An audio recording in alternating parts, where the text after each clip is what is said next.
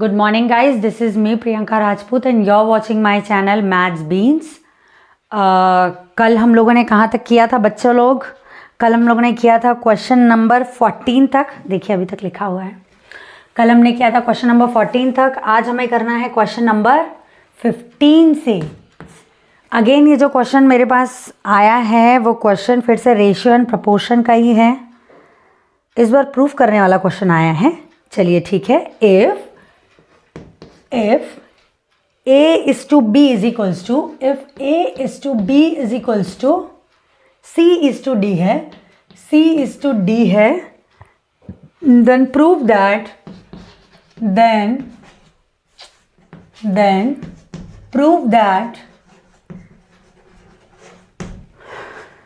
a square plus x square, a square plus c square, a square plus c square upon b square plus d square is equals to ac upon bd। हमको question में given है कि a is to b is equals to c is to d है, तो हमको वो चीज़ जो given है उसको हमें प्रूफ करके देना है। चलिए हम आते हैं अपने सॉल्यूशन पर। जो गिवन है पहले उसको लिख लेते हैं। a is to b is equals to C is to D given है हमको। ये इक्वल्स की जगह प्रपोर्शन का साइन भी दिया जा सकता है, तो आप लोग कंफ्यूज मत होइएगा। अब ये रेशियो में तो हम इसको लिख लेते हैं a upon B is equals to C upon D. ये चीज़ें हमको गिवन है। यहाँ से मैं एक काम करती हूँ, a की वैल्यू निकालती हूँ। a is equals to B, यहाँ मल्टीप्लाई में जाएगा तो b into C upon D. a की ये मैंने वैल्यू निकाली है। अब इस a की वैल्यू को मैं किस में पुट करूंगी? उस प्रूफ के LHS साइड में पुट करूंगी।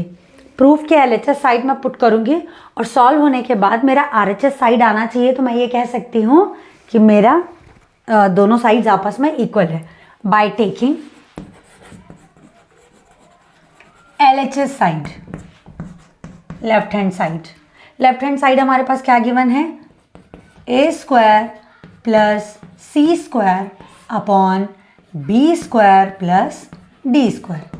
चलिए अब आगे का यहाँ करते हैं। अब मुझे a की वैल्यू, क्योंकि मैंने ये निकाल रखी है, तो मैं अपनी a की जगह ये वैल्यू पुट करती हूँ। बी सी अपॉन डी का होल स्क्वायर प्लस c की जगह c लिखूँगी, c का square upon B square plus D square. ये हुआ दूसरा इक्वेशन। अब मैं आती हूँ थर्ड इक्वेशन की तरफ। सी स्क्वायर के अपॉन में कुछ भी नहीं है तो मैं लिखूंगी 1, और इसको मैं लिख सकती हूँ B square upon C square upon D square plus C square upon 1 whole upon B square plus D square. ये आ गया मेरा वैल्यू। अब मैं इसे सॉल्व करती हूँ और लिखती हूँ। एलसीएम लूँगी 1 और डी स्क्वायर का, तो मेरा एलसीएम आ जाएगा डी स्क्वायर। ये आ गया मेरा एलसीएम। ये एलसीएम और डिनोमिनेटर अगर सेम होता है तो numerator as it is copy होता है। यहाँ मल्टीप्लाई में है, प्लस में नहीं है। बी स्क्वायर सी स्क्वायर प्लस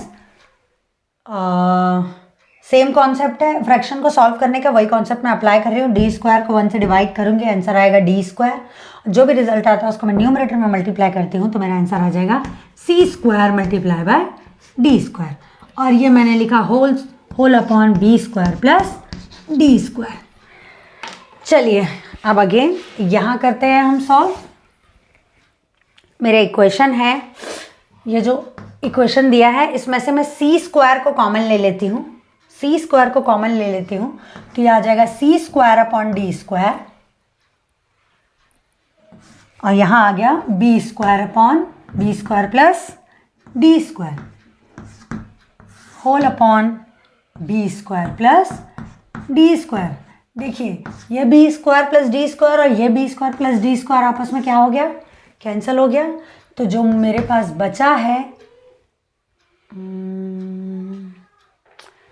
कुछ तो बचा है, C square B square plus D square upon D square यहाँ आया।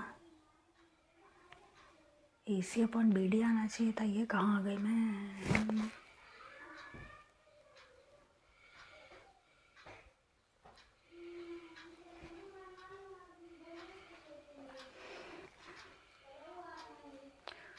ये तो ठीक है, ये भी ठीक है, सी स्क्वायर कॉमन है, ये भी ठीक है।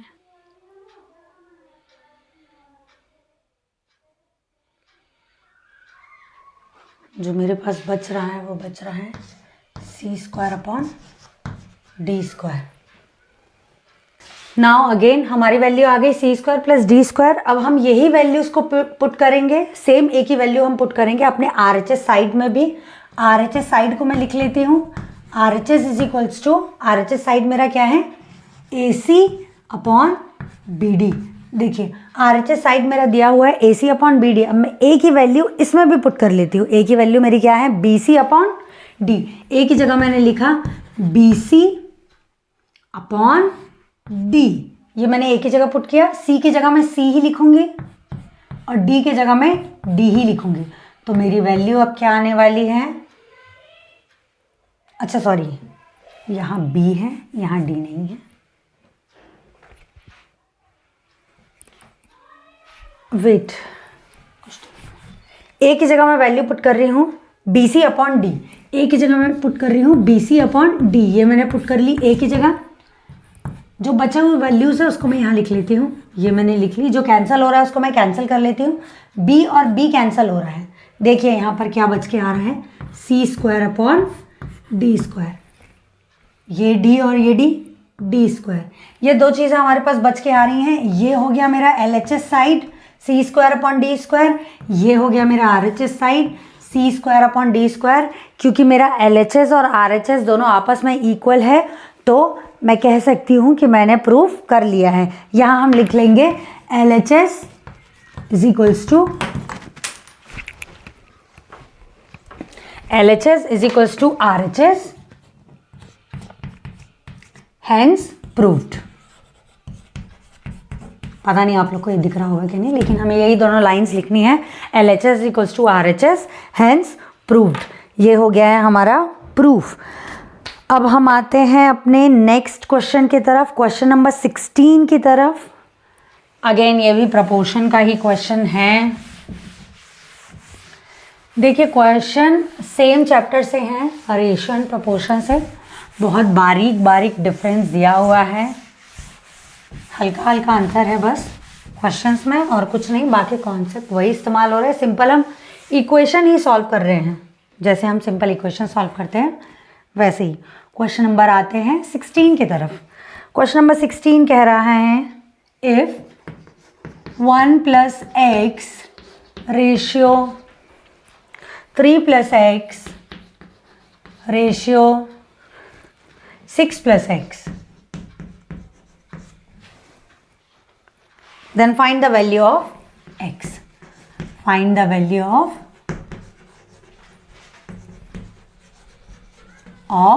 x।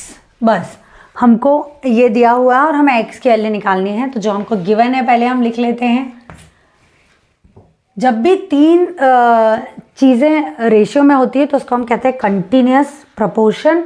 और इसको जब हम लिखते हैं तो हम इसको कुछ इस तरीके से लिखते हैं 1 + x रेशियो 3 + x। जो मिडिल में होता है वो प्रोपोर्शन के साइन के बाद फिर रिपीट होता है 3 + x, क्योंकि ये कंटिन्यू प्रोपोर्शन में होता है इसलिए हम इसे ऐसे लिखते हैं। ये हमने लिख दिया। अब हमें इसे सॉल्व करना है, इसलिए टेंशन नहीं लेना है देखकर कि 3 ही टर्म्स दिए हैं हमको रेशियो में। पिछले क्वेश्चंस में तो 4 टर्म्स दिए हुए थे, इस क्वेश्चन में सिर्फ 3 ही टर्म्स क्यों दिए हुए हैं, तो उस चीज़ को लेके टेंशन में नहीं लेना। जो मिडिल वाला टर्म है वो रिपीट होगा प्रोपोर्शन के साइन के बाद।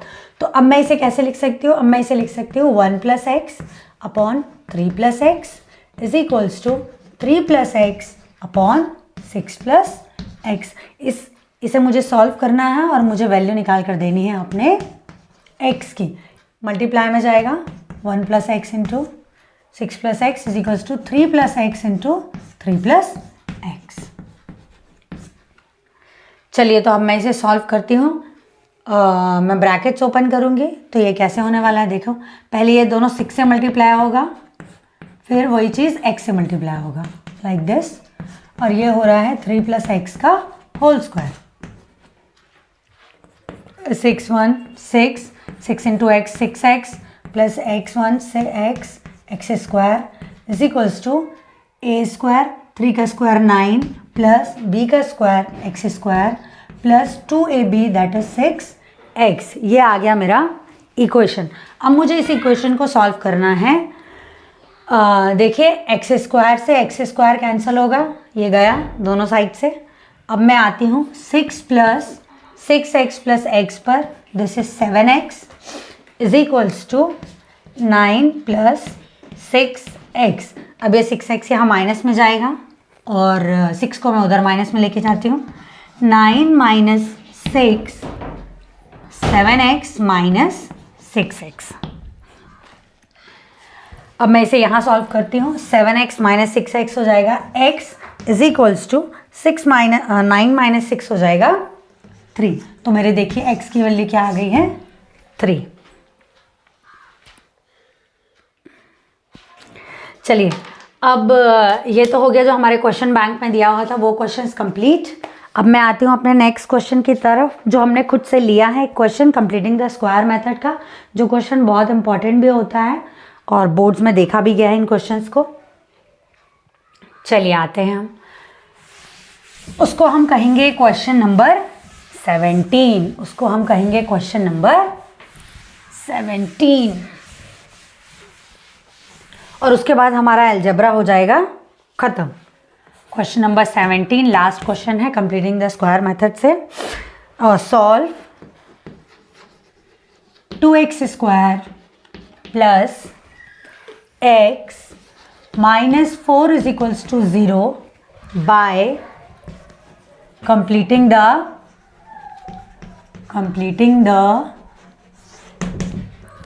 square method, by completing the square method। चलिए हम लिखते हैं इस क्वेश्चन को। सबसे पहले सॉल्यूशन बहुत आसान है। हाँ बेटा हल्ला नहीं करो। चलिए 2x square plus x minus 4 is equals to 0। ये हमें क्वाड्रेटिक इक्वेशन दिया हुआ है। हमने अभी एक क्वेश्चन क्वाड्रेटिक फॉर्मूले से सॉल्व किया है, जिसमें हम इसे a लेते हैं, इसे b लेते हैं और इसे हम c लेते हैं। क्वाड्रेटिक फार्मूला का क्वेश्चन हमने क्वेश्चन नंबर 10 में किया था। अब हम इसे कंप्लीटिंग द स्क्वायर मेथड से सॉल्व कर रहे हैं, इसी मेथड से सॉल्व कर रहे हैं अब हम। चलिए देखते हैं। सबसे पहले इस चीज़ का ध्यान दे रहा है कंप्लीटिंग द स्क्वायर मेथड में, अगर एक्स स्क्वायर के साथ कोई भी कोएफिशिएंट अटैच है तो उस कोएफिशिएंट को पहले डिवाइड कर देना है दोनों साइड से। जो भी कोएफिशिएंट अटैच है उस कोएफिशिएंट से दोनों साइड में डिवाइड करना है। तो चलिए मैं डिवाइड करती हूँ। लेफ्ट हैंड साइड को भी 2 से और राइट हैंड साइड को भी 2 से। मैंने 2 से डिवाइड क्यों किया? क्योंकि एक्स स्क्वायर के साथ क्या अटैच था? 2 अटैच था, इसलिए मैंने 2 से डिवाइड किया।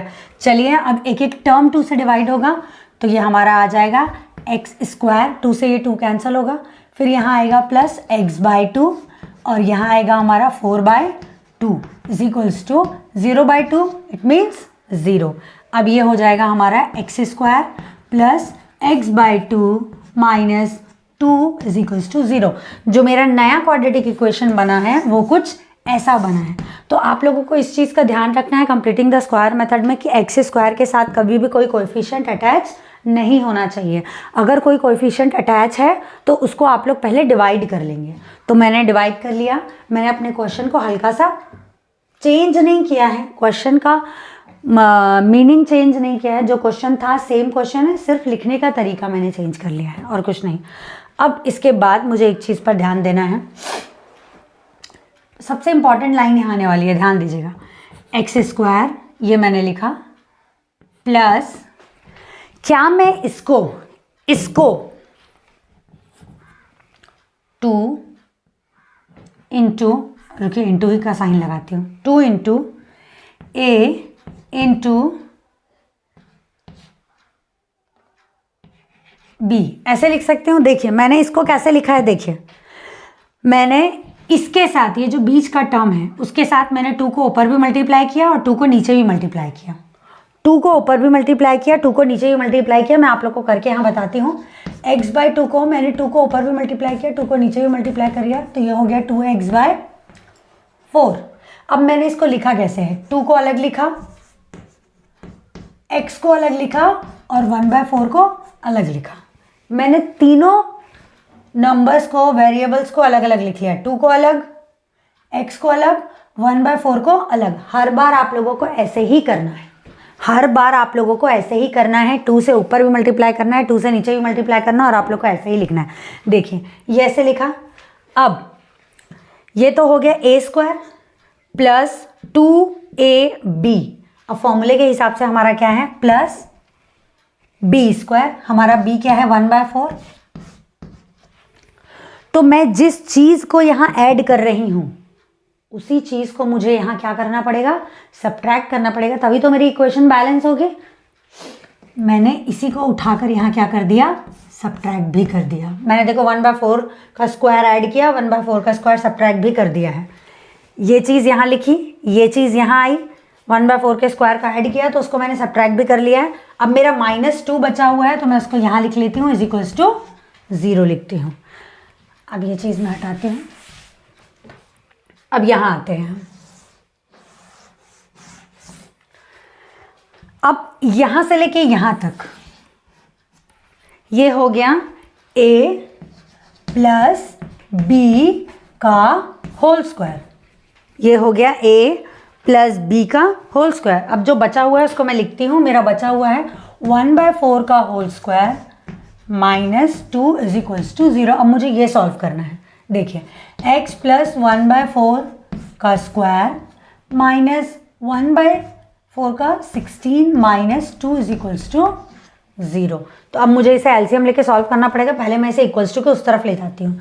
तो ये मेरा हो गया x प्लस 1/4 का होल स्क्वायर = जगह की कमी के वजह से हम = का साइन हमारा इधर उधर हो जा रहा है, वरना आप लोग एग्जाम में इक्वल के नीचे ही इक्वल लिखेंगे, इधर उधर नहीं लिखेंगे आप लोग इक्वल। तो ये हो जाएगा 1/16 प्लस 2। दोनों ही = के उस तरफ जाएंगे तो दोनों की ही साइन माइनस से किस में कन्वर्ट हो जाएगी, प्लस में कन्वर्ट हो जाएगी। अब ये मैं यहाँ लिखती हूँ x प्लस 1/4 का होल स्क्वायर = मैं एलसीएम लूँगी, 2 के नीचे कुछ नहीं है तो 1 है। 16 और 1 का एलसीएम लूँगी तो 16 आएगा। एलसीएम और डिनोमिनेटर सेम होता है तो numerator as it is copy हो जाता है। 16 1 से डिवाइड होगा तो 16 ही आएगा। 16 2 में मल्टीप्लाई होगा तो 32 आ जाएगा। और ये मेरी वैल्यू बचेगी x प्लस 1/4 का होल स्क्वायर = 33/16। ये इतनी मेरी वैल्यू आ गई है। देखिए अब इसके बाद हमारे पास जगह नहीं है बच्चों, तो हम थोड़ा सा यहाँ मिटाएंगे। हमारा आ रहा है x प्लस 1/4 का स्क्वायर = ओके बेटा 33/16। अब मैं दोनों ही साइड रूट लेने वाली हूँ। ये मैंने रूट लिया और ये मैंने रूट लिया। √33 को लिखा मैंने √33। 16 का रूट हो गया 4 और ये हो गया मेरा x प्लस 1/4 स्क्वायर हट गया उसका। अब मेरी x की 2 वैल्यूज़ आई हैं। देखिए एक x की वैल्यू आई है मेरी 33, सॉरी यहाँ आएगा प्लस माइनस। ये जब रूट लिया जाएगा तो प्लस और माइनस में आएगा। ये हो जाएगा एक बार प्लस √33/4 माइनस 1/4 और जो एक और वैल्यू आएगी मेरी, ये एक वैल्यू आ गई मेरी x की। जो दूसरी मेरी x की वैल्यू आएगी वो हो गया x = माइनस √33, ये माइनस में जाएगा, माइनस 1/4 एक ये वैल्यू आने वाली है। तो मैं इसको लिख सकती हूँ, x की मेरी 2 वैल्यूज़ आई हैं। एक आई है √33 माइनस 1/4 और दूसरी मेरी x की वैल्यू आई है माइनस √33 माइनस 1/4। देखिए मेरी x की 2 वैल्यूज़ आई है। चलिए बच्चों आज के लिए इतना ही। ये हो गया हमारा completing the square method complete. Algebra के ऑलमोस्ट जितने भी इंपॉर्टेंट टॉपिक्स थे हमने सारे कंप्लीट कर लिए हैं। इसमें से हमारा नहीं करो बेटा, इसमें से हमारे 3 मार्क्स का क्वेश्चन आने वाले हैं और 6 मार्क्स के क्वेश्चन आने वाले हैं और 1 मार्क्स के क्वेश्चन आने वाले हैं। तो 3 मार्क्स के और 6 मार्क्स के तो यहाँ कवर हो गया। 1 मार्क्स के हमने पिछले बार जब अलजेब्रा किया था तब हमने कवर किए थे। तो अलजेब्रा हमारा पूरी तरीके से कवर हो गया। अब इसके बाद आएगा हमारा कोऑर्डिनेट ज्योमेट्री, जो हम कल से स्टार्ट करेंगे। थैंक यू बच्चों।